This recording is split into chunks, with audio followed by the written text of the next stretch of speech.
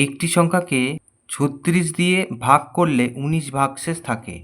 সংখ্যাটিকে ৬ দিয়ে ভাগ করলে কত ভাগশেষ থাকবে? এখানে আমরা দেখছি ৩৬ দিয়ে ভাগ করলে ১৯ ভাগশেষ থাকে। তো ৬ দিয়ে যদি ভাগ করি ৩৬কে, তাহলে ভাগ মিলে যাবে। তো সেক্ষেত্রে আমাদের বেশি কিছু করতে হবে না। এই ১৯কে যদি আমরা ৬ দিয়ে ভাগ করি, তাহলে ভাগশেষ কত থাকবে সেটা দেখতে পেয়ে যাব।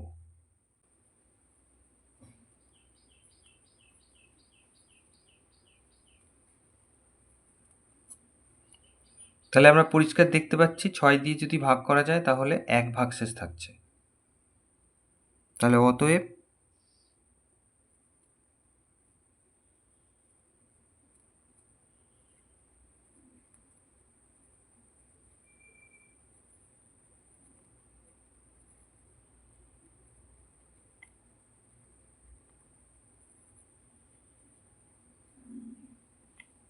এটা উত্তর।